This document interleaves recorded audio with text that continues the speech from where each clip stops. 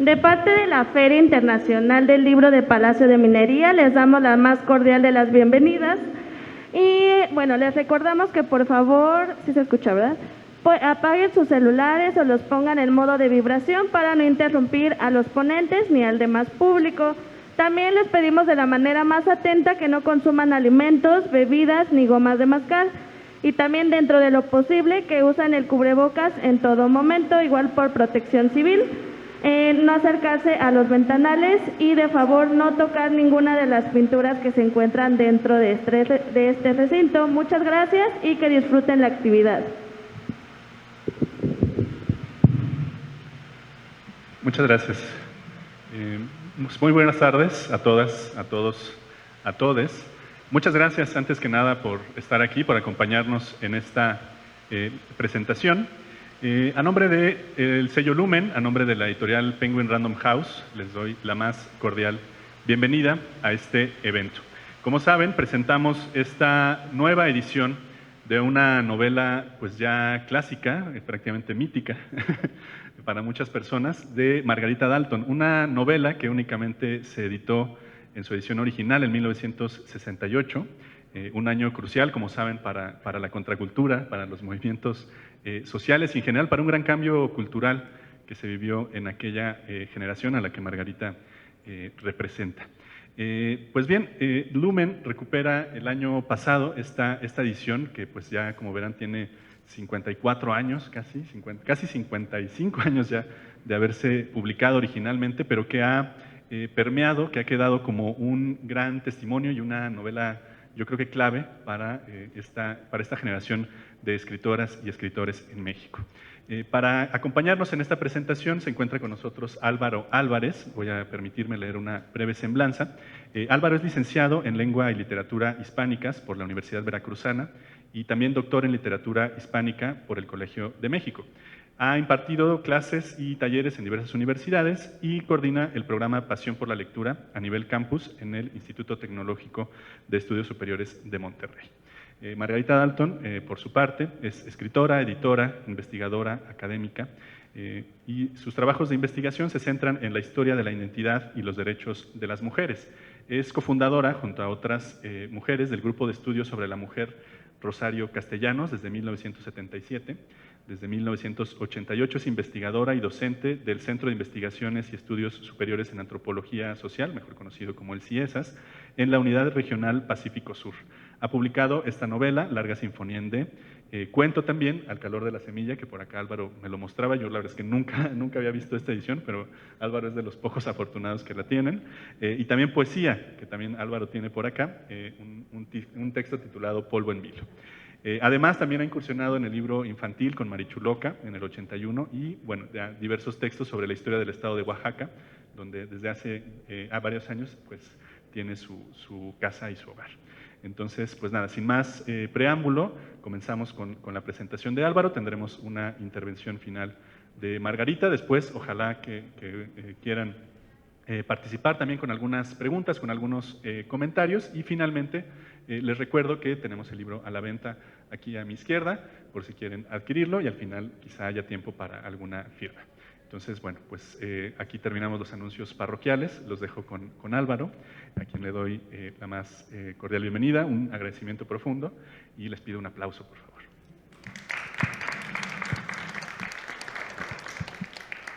Muchas gracias, buenas tardes. Antes de comenzar la lectura de esto que me costó mucho trabajo preparar, porque no es cualquier cosa presentar esta novela mítica, dijo David, de culto, legendaria, ¿verdad? Pero antes de eso sí quisiera comentar dos puntos. El primero, que pues espero estar no a la altura, porque sería mucho pedirme, de la novela, ¿verdad? Con los comentarios que voy a hacer. Y el segundo, más platicándolo ahorita con Margarita, dedicar esta presentación, estas palabras de la presentación, a mis profesores de la Universidad Veracruzana, justamente, muy en concreto Guadalupe Flores, la generala, que es mejor conocida así en Jalapa, y a Mario Muñoz, que fueron quienes nos hicieron conocer esta novela. Hablo de ya algún tiempo atrás, cuando pues también, como seguramente sucedió con muchos de ustedes, que teníamos que leer la novela en fotocopias porque era un objeto de culto en ese sentido, ¿verdad? Y pues ya sin más preámbulos, paso a leer estas 10 instantáneas acerca de Larga Sinfonía en D. Comienza cada una de ellas con un fragmento de la novela, con una excepción nada más, pero así va, ¿verdad? Entonces el primer fragmento: no voy a competir con Rembrandt ni con una Polaroid. En 1968, la editorial Diógenes publica dentro de su colección 6 primeras novelas en competencia de jóvenes escritores mexicanos, Larga Sinfonía en D y Había una vez, que fue la sexta y última de las obras que integran esa colección. Anteriormente habían sido promovidas El libro del desamor, Mexicanos en el espacio, Pasto verde, Los hijos del polvo y En caso de duda. De esas 6 novelas, la única que ha contado con varias reediciones y reimpresiones es Pasto verde. Segundo, Te amo porque te preocupas por los elefantes. Hacia 1968, la presencia de diversas y muy valiosas escritoras era ya muy reconocida en el ámbito mexicano. Rosario Castellanos, Guadalupe Amor, Amparo Dávila, Elena Garro, Eunice Odio, Guadalupe Dueñas, Luisa Josefina Hernández, por dar unos cuantos nombres.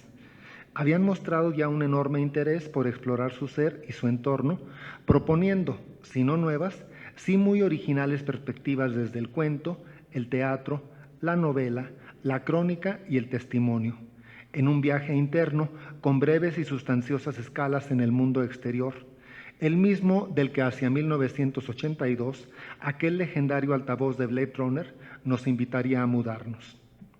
3. Y es una de mis frases favoritas desde entonces, quién sabe por qué, quizás por su sencillez. En un súper uno encuentra de todo. También, hacia 1968, el público lector ya había tenido contacto y se había sorprendido con diversas y muy valiosas escrituras. Pedro Páramo, Balún Canán, Yo soy mi casa, la novela, La región más transparente, La feria, Los recuerdos del porvenir, Gazapo, De perfil, Pasto verde y tal vez ajenas o tal vez no a nuestro entorno, aquellas historias de cronopios y de famas junto con Rayuela. Menciono todo esto porque ahí está el lugar de Larga Sinfonía en D. 4. El gran símbolo de nuestra época. George Harrison, Shiva, Parvati, Alexander Calder, Bach, Lennon, McCartney, El mago de Oz, Antonioni, Rembrandt, Polaroid, Coca-Cola, Fritz Lang, Enrique VIII, las 2 Isabeles, Picasso, Sartre, Russell, el Zen, Luis XVI, la Tate y la National Gallery, sí, Lewis Carroll y sí, los Beatles. Por supuesto que Marshall McLuhan, Bob Dylan, The New York Times, Captain Morgan, Robinson Crusoe, Captain Cook, Dr. Livingstone, Admiral Reuter, Barbarroja, Captain Blood, Peter Koenig y los famosos Clark Cinnamon, que ni son todos los que están, ni están todos los que son, pero son personajes sustanciales que habitan las páginas de Larga Sinfonía en D y Había una vez, tótem literario de varias generaciones y que hoy y aquí y allá y entonces representamos. 5. Larga Sinfonía en D y Había una vez. Es una novela estructurada en 10 capítulos, episodios, paradas, estaciones, que son precedidos por una recomendación fundamental. Leemos la recomendación y sabemos cómo hay que leer la novela, con mucha libertad. Una dedicatoria y una tabla donde se da el nombre de los personajes que intervienen en la novela: Ana Fischerova, Martín Carmen y Roberto Dávila, o simplemente Ana, Martín y Roberto. Cada capítulo cuenta con una especie de epígrafe que puede ser una noticia de periódico, un fragmento o toda una canción, la parte de alguna obra literaria o de alguna propuesta teórica. Como puede verse desde aquí, hay alusiones al discurso comercial, al teatro y a lo fragmentario de la cultura contemporánea. Al tiempo que se busca entroncar los sucesos de la novela con ciertas tradiciones, la cultura de masas, la cultura pop, la literatura psicodélica y las teorías vanguardistas de la comunicación. Nada aquí está de más ni de menos, simplemente es. 6. ¿Se han dado cuenta que nuestros ojos se alargan? El viaje, como tal, comienza a la 1 de la tarde y termina a las 10 de la noche. Conviene preguntarnos si en verdad comienza y en verdad termina, o si donde comienza es el principio y donde termina es el final. Quien abra la novela verá que comienza a las 8 de la noche, y quien termine de leerla verá que acaba a las 10. Quedémonos con el principio cronológico, donde se nos informa que el viaje de los 3 amigos, cito, es un juego donde todos traemos nuestra historia, cultura, idiosincrasia, factores que todos suman, en fin, nuestras personalidades, y seguramente controlarán las etapas psicológicas por las que debemos pasar. Sobre todo, no hay nada que temer. La primera vez es una de las más bellas. Hoy vamos a descubrir el mundo, dice Martin cuando termina su trago dulce.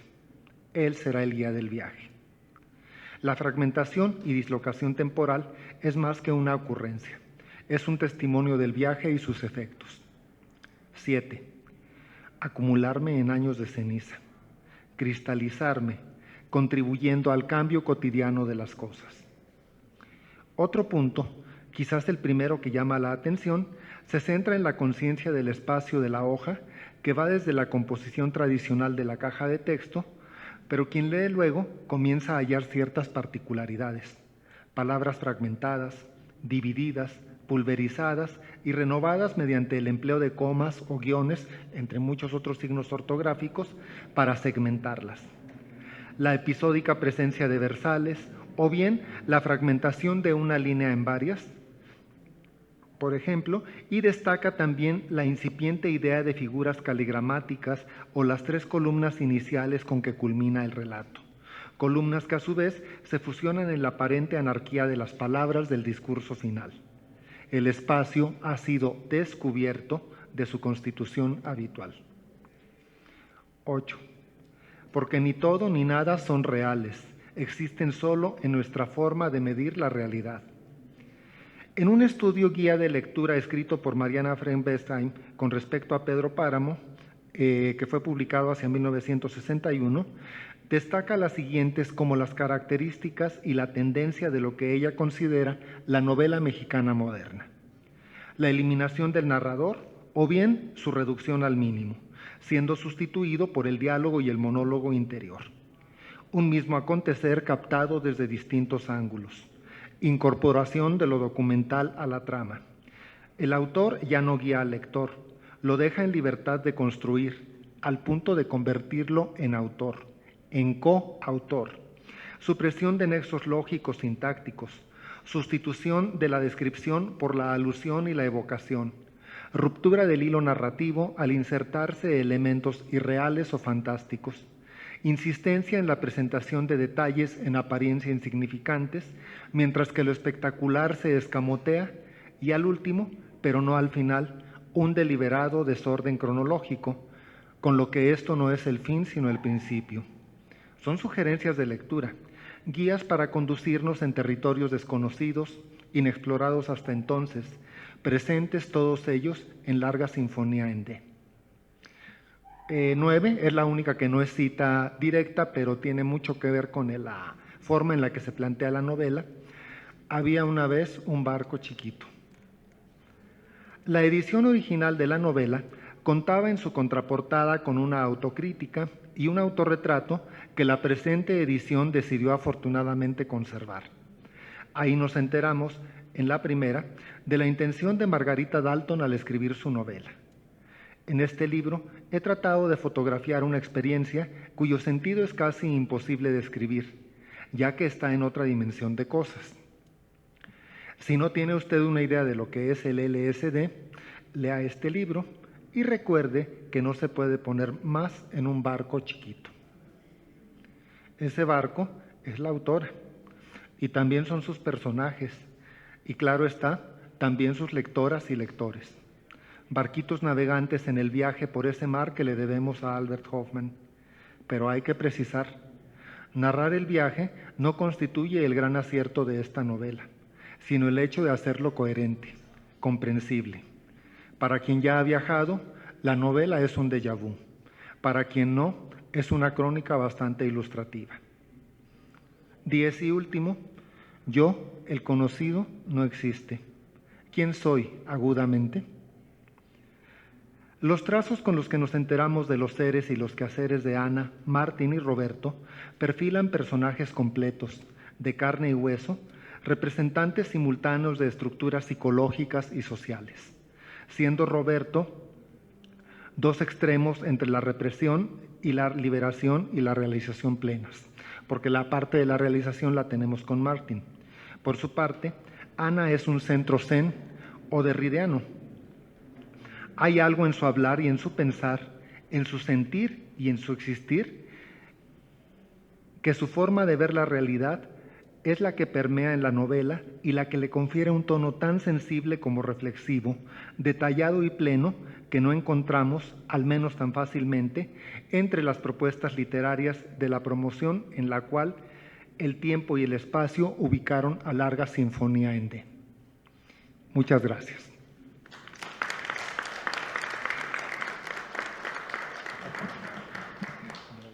Muchas gracias, Álvaro, por este decálogo que nos permite pues ya irnos introduciendo, ¿no?, a esta obra, ya lo decías, pues policromática, ¿no?, bueno, con demasiadas perspectivas, ¿no?, caleidoscópicas, exactamente, creo que es una palabra más adecuada para describir este interesante experimento literario, Margarita, que nos ofreces. Y ahora pues quisiéramos darte la palabra para que, si deseas, pues ahondes en algunas de estas ideas y pues también que puedas tener oportunidad de contarnos un poco sobre esta novela. Sí, muchas gracias. Primero que nada, pues gracias a Álvaro, a David, a Penguin Books y a Random House por haber republicado esta novela de hace más de 54 años, ¿no?, de 68, que fue cuando se publicó. Esta novela, sí, efectivamente, yo creo que algo que Álvaro señaló y es muy importante para mí, lo era en ese tiempo, era dar una impresión de una experiencia que yo había tenido y que no tenía idea cómo poder pues plasmarla en literatura, cómo hacer sentir los descubrimientos. Y yo pienso que cualquier persona que escribe para vertir su experiencia, para vertir lo que siente, lo que ha sentido, sus ideas y la lógica de su ser dentro de un espacio determinado y de un tiempo determinado. La idea del tiempo y el espacio siempre han sido para mí, a través de todo lo que he escrito, como dos guías fundamentales. Y lo que yo intentaba, y no sé si lo logré, a lo mejor sí, a lo mejor no, era escribir algo que pudiera leerse en diferentes niveles. O sea, no todo mundo iba a entender lo mismo y la gente iba quizás a comprender de acuerdo con su estado de ánimo o de acuerdo con sus conocimientos.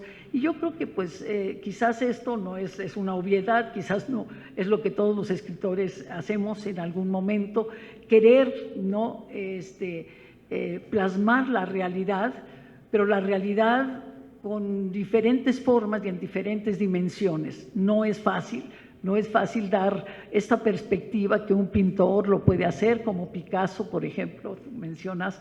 Yo hablo de Picasso también en la novela, porque hablo de todos estos personajes que rodeaban el ambiente en el que yo me estaba desarrollando en esos años.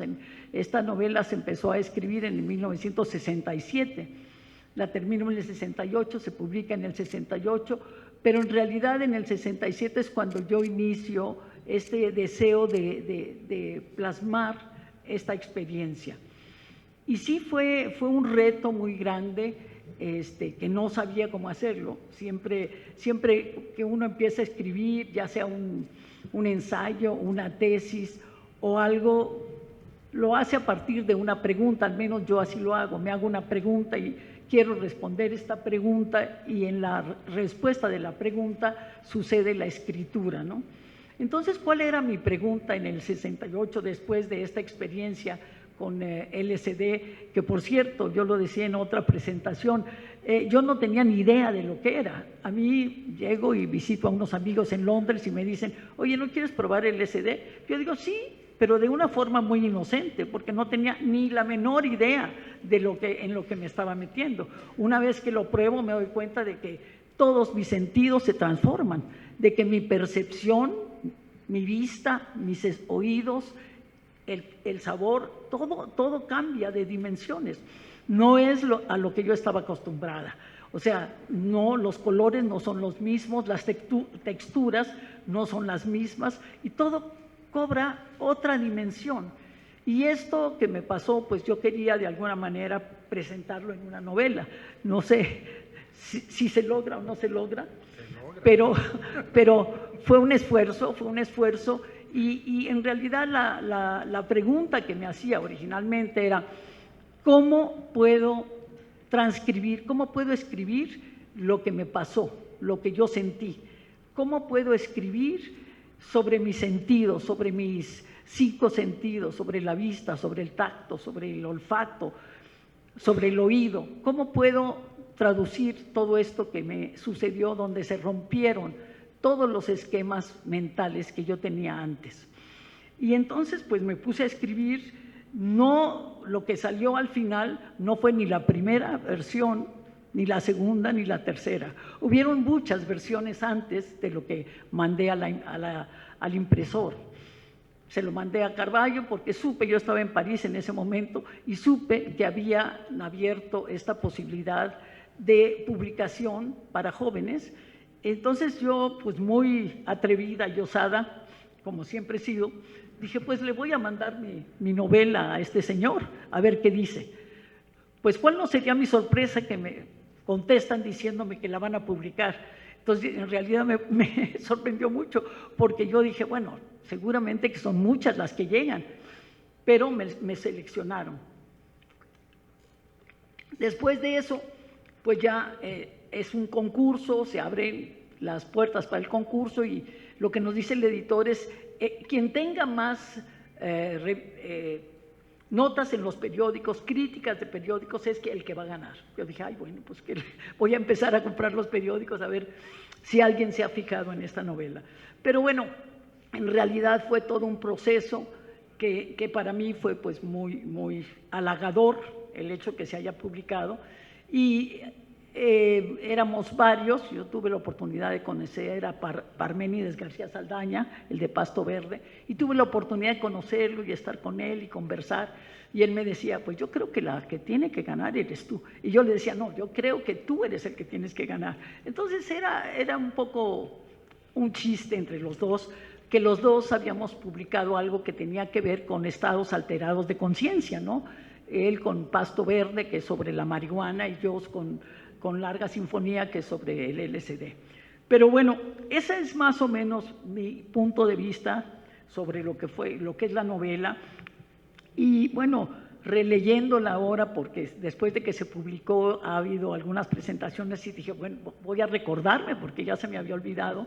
Y me he reído mucho. Creo que hay mucho sentido del humor en la novela, o al menos intenta tener algunas cosas, algunas cápsulas humorísticas, como decir que Picasso era como la penicilina, por ejemplo. Sí. Hago una comparación ahí de Picasso y la penicilina, que después de Picasso hace una obra, luego otra, luego sus diferentes etapas, y yo decía, sí, es la penicilina, tetraciclina, ampicilina, etcétera, pero es un mismo producto que sirve para curarse. En fin, yo quisiera, si hay alguna pregunta en el público, que me puedan ayudar a hablar y a llenar el tiempo, porque pues yo tengo 5 minutos, pero sé que tenemos todavía como 10 o 15 minutos, y si hay preguntas, pues yo con mucho gusto las contesto, y espero pues que ustedes, si quieren preguntar algo, yo con mucho gusto estoy, o tú mismo, Álvaro, si quieres hacer alguna pregunta. Sí, gracias. Yo de hecho tengo una pregunta, Margarita, a propósito de ahora que mencionas, ¿no? Que tuviste que releer esta novela, que quizá pasaste décadas sin volver a ella, ¿no? Y yo me preguntaba, por otra conversación que tuvimos alguna vez, donde tú también me decías que estabas un poco recelosa o tímida, ¿no? De este tema de la experiencia del LSD, de las drogas, porque ahora llevas una vida pues muy distinta a la que llevabas en aquel momento y a la que viviste después con la comuna en Oaxaca y etcétera, ¿no? Sí. Eres casi que otra persona, ¿no? Y sin embargo yo intuyo que debajo de esa fachada y de esta sonrisa sigue viviendo esta joven de 22, 23 años que estaba experimentando con estos asuntos, que estaba muy involucrada, ¿no? Con los procesos sociales e ideológicos de aquella época, ¿no? Entonces la pregunta sería, ¿qué te dice a ti hoy esta novela, ahora que la relees? ¿Cómo ves a esa joven? Y un poco también, ¿qué te dice esa joven a ti? ¿O qué te diría, ¿no? Esa joven de 23 años, viéndote ahora con una vida muy distinta a la que quizá imaginabas en aquel momento, ¿no? Esa sería mi pregunta. Mientras la respondes, ojalá que el público pueda pensar en algunas otras. Bueno, yo pienso que es la misma persona, la de los 23 años, que la que ahora está, no voy a decir la edad, aunque todo el mundo lo sabe porque ahí está cuando nací.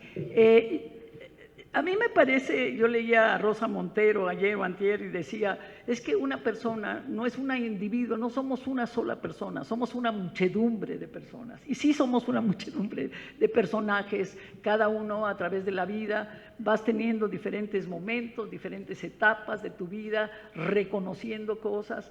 Creo que pues la inquietud y la duda son parte de lo que impulsa a cualquier ser humano. Y a mí también me ha impulsado, por una parte, el deseo de libertad, el deseo y la inquietud de conocer nuevas formas de pensamiento, nuevas formas de ser humano y libre, como decía Rosario Castellanos.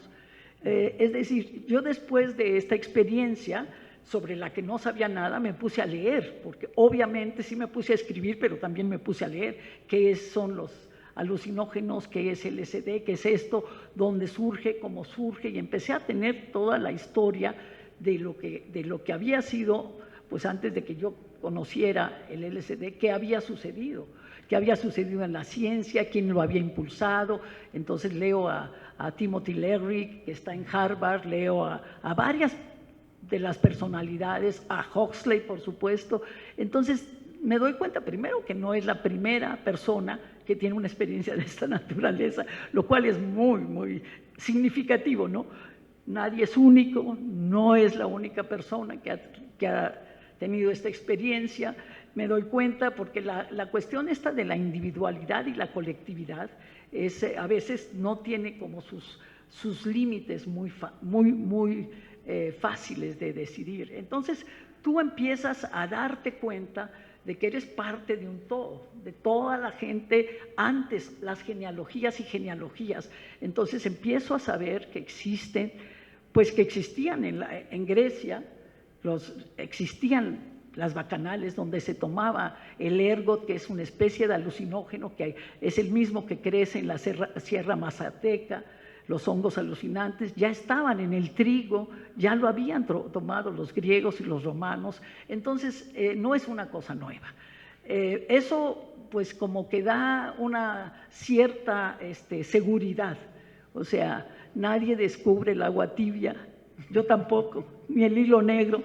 Entonces somos parte de un todo, y eso fue lo que pues resolví después con muchas investigaciones. Me acuerdo que iba mucho al Museo del Hombre en París y iba a leer sobre estos temas, y encontré cosas increíbles. Encontré cosas, por ejemplo, el uso del sapo, la piel del sapo en el Chile. Por ejemplo, cómo se usaba la piel del sapo en Chile, que también dicen que es alucinógena, pero la usaban. Hay una anécdota en ese libro de El Sapo, se llama así, que leí. Había una anécdota de que un obispo que tenía bocio, que le había crecido un tumor en la garganta, pues le amarraron unos sapos vivos a la garganta al obispo para quitarle el bocio. Entonces dices, encuentras cosas extrañísimas que han, dijéramos que se ha incursionado sobre toda la forma en que la naturaleza, en que nos conocemos en la naturaleza, en que nos relacionamos con la naturaleza, y las plantas, como decía alguien, ¿cómo se les ocurre a los gobiernos en Estados Unidos y en otras partes prohibir una planta, como si alguien tenga la capacidad para prohibir una planta. ¿Qué ser humano y en qué cabeza cabe que a la naturaleza le vamos a prohibir una planta, por ejemplo? O cosas de ese tipo que han surgido, que es las partes más ilógicas del pensamiento, las partes más absurdas del control o de la autoridad que en un momento determinado diga está prohibido tal cosa, ¿no? O el uso de la marihuana o el uso de los hongos alucinantes o lo que sea. Esas prohibiciones de plantas que no pertenecen a nadie, aunque entiendo que el comercio de las drogas ha sido un comercio que ha crecido y que tiene muchos sentidos y significados y es muy complejo, pero eso no quiere decir que podamos apartarnos de la realidad de la naturaleza. Bueno, esas fueron algunas de mis pensamientos a posteriori, ¿no? ¿Cómo he llegado ahora? Pues yo estudié historia, soy historiadora y he estado ejerciendo pues, en la academia durante muchos años. He publicado varios libros que no son de literatura. Mi tesis de doctorado la trae aquí Álvaro, que es Mujeres, Diosas y Musas, tejedoras de la memoria. Y en esa, lo que me preguntaba cuando empecé a hacer esa tesis es, ¿de dónde surge el concepto de lo femenino? ¿Cómo es que se establece la relación de lo femenino? Pero ¿cómo se establece en el pensamiento? Entonces me metí a leer a Hesiodo, a Homero, a Platón y a Aristóteles, por decir 4, para ver cómo es que ellos trataban el tema de lo femenino. Y sí, encontré muchas cosas y el resultado es este libro que fue la tesis y que también la mandé al Colegio de México porque también había un concurso y ellos me lo publicaron también. Entonces fue también una ganancia ahí que no me lo esperaba, no esperaba que fuera publicada, pero fue publicada. Y con mi queridísima María Ángeles Comesaña le dije, porque la tesis se llama así, una aproximación a cómo se construye el discurso de lo femenino en los griegos clásicos, etcétera. Y me dijo, no, vamos a ponerle otro nombre.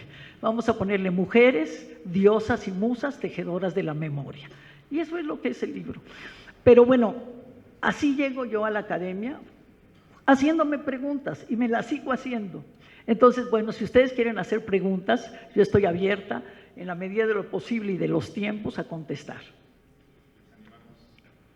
Vamos, por favor. Hay un par de preguntas. Comenzamos acá y seguimos del lado izquierdo. Ok, gracias. Adelante. Gracias. Pues mucho gusto de estar aquí, conocerte personalmente, pues me siento muy honrada. Y bueno, pues yo también soy historiadora, estudio la contracultura y principalmente pues las mujeres, ¿no? Cómo incidieron desde una perspectiva feminista en todo este movimiento de los años 60. Y bueno, pues estudiando eso, como queriendo mostrar un espacio más femenino del movimiento que se puede llamar como la literatura de la onda, no había encontrado alguna autora que fuera significativa y todo eso, ¿no? Hasta que sale esta reedición, a lo cual pues agradezco aquí a David y a los compañeros editores por haberla publicado. Y bueno, pues en ese sentido me gustaría que me contaras más sobre tu experiencia, ¿no? O sea, de que pues hasta hoy en día, hasta esta reedición, pues yo puedo considerar este libro como parte de la literatura de la onda, ¿no? De ese movimiento, del uso psicoactivo, de tu experiencia, pero como mujer, ¿cómo viviste pues que te fuera publicada esta obra, en donde pues hasta la fecha todavía pues no era muy reconocido, ¿no? O sea, digo, como bien lo mencionaba Álvaro, pues está Pasto Verde y José Agustín y todo así como que todavía muy masculino. Y entonces, pues platícanos más sobre tu experiencia de como mujer que te publicaran y pues tener esta experiencia psicoactiva y pues bueno, eso es lo que me gustaría que nos contaras más. Muchas gracias. ¿Cómo te llamas, me dijiste? Michelle. Michelle, mira, yo sinceramente cuando uno crece la forma en que uno crece como mujer, dijimos, cuando yo crecí en los años 50, 60, 70, cuando fui construyéndome, bueno, antes de escribir la novela, yo no tenía la conciencia feminista que tengo ahora. O sea, esa es una cosa que he ido adquiriendo poco a poco con el tiempo, experiencias. Nunca me sentí discriminada por ser mujer, no lo sentía yo en ese momento. Ahora me doy cuenta que pasa mucho en muchas partes y incluso me dicen, bueno, pues quizás no ganaste el premio por ser mujer. Pues sí, puede ser que no, eso no estaba en mi mente. O sea, cuando yo tuve toda esta experiencia y todo lo que viví, yo sabía que era mujer porque lo había aprendido mi ser femenino. Entonces, por eso mi tesis era, ¿cómo se construye eso? ¿Cómo me construyeron a mí? ¿Cómo nos construyen tanto a hombres como mujeres dentro de una ideología marcada y con límites y con fronteras y que te hace sentir, ¿no? Te hace sentir, dijéramos, que tienes que llenar un modelo, ¿no? Tienes que hablar de cierta forma, caminar de cierta forma, y todas estas cosas que sí me sucedieron cuando yo estaba joven y cuando iba creciendo, sin embargo no estaban en mi conciencia tan presentes como lo estuvieron después, cuando me puse a pensar en lo que me había sucedido en diferentes anécdotas, en diferentes formas. Entonces la toma de conciencia es paulatina. Y la toma de conciencia tiene que ver con el discurso. A mí me interesan mucho las palabras, por eso escribo, y me interesa mucho el análisis del discurso, ¿no? El análisis crítico del discurso. Cuando yo empiezo a hacer un análisis crítico del discurso, entonces empiezo a reflexionar sobre mis experiencias, pero a posteriori, no durante el momento en que me estaba sucediendo. Entonces yo creo que en realidad a mí no me gusta pensarme como una persona dentro de estos escritores de la onda, porque yo creo que no pertenezco a esa generación. Yo creo que más bien sí a la contracultura. Yo creo que sí pertenezco a quienes rompen, no quienes están en una onda que es pasajera. Yo creo que yo estoy dentro de una contracultura. Es decir, nosotros cómo rompemos los cánones culturales que existen, cómo transformamos la realidad a la que hemos sido adaptados, ¿no? La que nos han enseñado, la que hemos aprendido. Entonces sí es un proceso de autoconciencia y de verificar en el discurso que toda palabra es un vehículo de contenidos ideológicos. No existe una palabra que no tenga un contenido ideológico. Y de hecho las lenguas son esas, las lenguas son universos de contenidos ideológicos. Las lenguas indígenas, el zapoteco, el mazateco, el chinanteco, yo hablo de las que conozco en Oaxaca. Entonces cada lengua es un universo. Por eso es tan importante defender que no se pierdan las lenguas originales de México, ¿no? Entonces mi sentido de ser mujer ha sido un sentido de repasar mi genealogía personal, ¿no? De dónde vienen mis abuelas, mi madre, etcétera. ¿Cuál es lo que yo heredo de todas estas mujeres antes que yo, que estuvieron luchando por reivindicar su condición de mujeres intelectuales? No sé si hay otra pregunta. Hola, buenas tardes. Mi nombre es Daniel. Es un placer estar aquí porque yo realmente no conocía, no había escuchado de esta novela. Me parece interesantísimo, pero también quiero preguntarte cómo nace esa experiencia de leerte. Es decir, lo dices ya después de la experiencia con el LSD. No, recuerdo que uno de los diarios de Anaïs Nin dice, cuando probé el LSD, me entendí, ¿no? O sea, se iluminó. ¿Te pasó lo mismo? Así como entenderte lo que querías hacer o si ya venías con la formación de escritora, pero ¿eso ayudó a dispararte como escritora?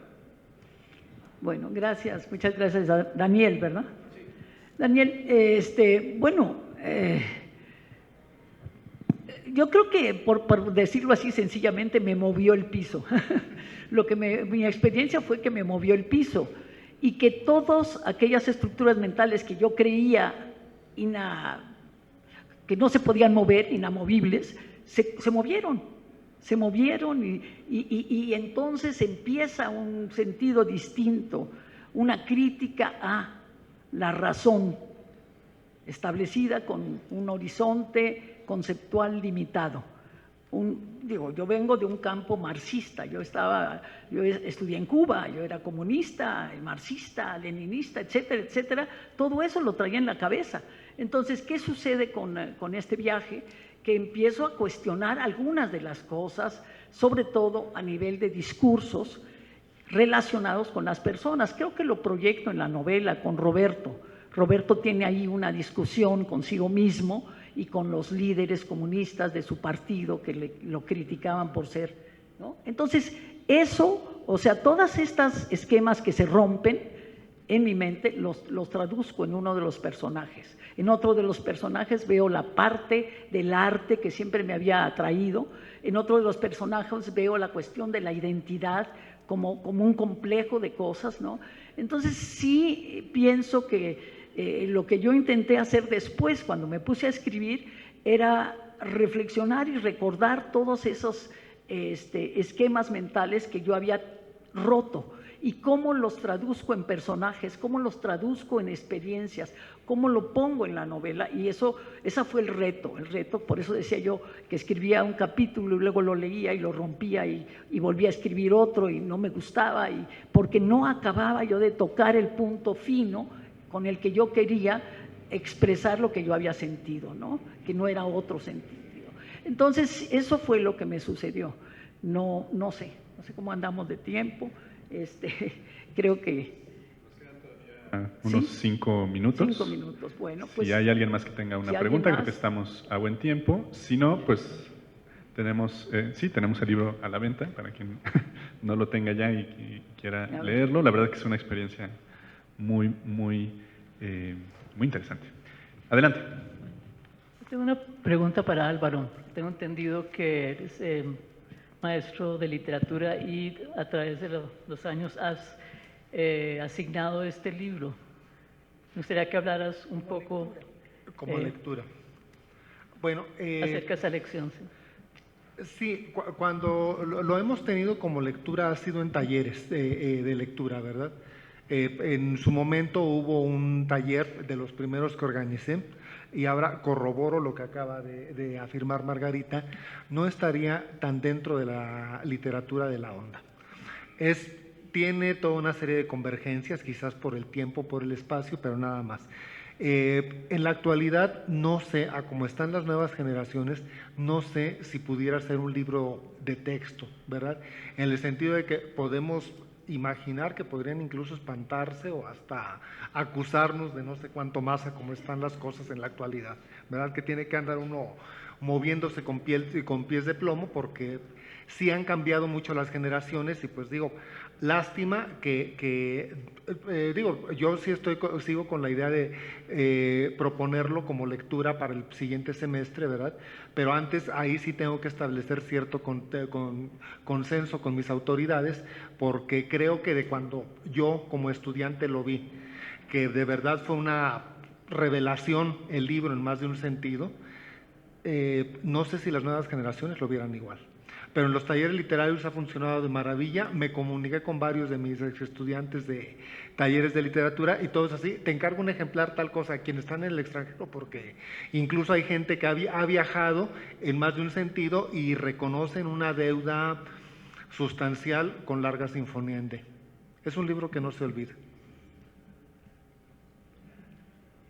Como bien decían hace un rato, ¿no? Es un libro que para quienes han experimentado con LSD tiene muchísimas, pues como se dice ahora, muchos déjà vus, ¿no? Quizá muchas coincidencias con el flujo de la conciencia bajo estas sustancias, y para quienes no, pues es al menos un acercamiento a lo que puede ser una experiencia con el LSD, ¿no?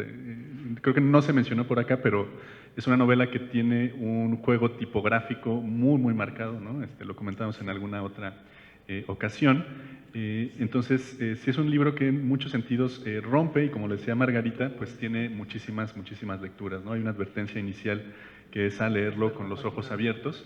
Entonces es la misma recomendación que les hacemos, ¿no? Hacer esta aproximación a la lectura del libro, pues en la medida de lo posible sin prejuicio alguno y muy dispuestos pues, a encontrar los muchos hallazgos y las muchas propuestas que nos hace allí Margarita. Entonces, lamentablemente, me parece que hemos llegado al final del tiempo. Ojalá tuviéramos más tiempo para seguir conversando sobre esta novela que, como hemos dicho, no se agota. Así que no queda más que agradecerles a todas, a todos, a todos su presencia. Tenemos unos breves minutos para quien desee acercarse con Margarita para firmar su libro, para comentar alguna cuestión que les haya quedado en el tintero, y después pues tendremos que desalojar la sala y seguir con esta feria de minería, a quienes por supuesto agradecemos las facilidades para esta presentación. Entonces, pues sin más, muchas gracias y hasta pronto.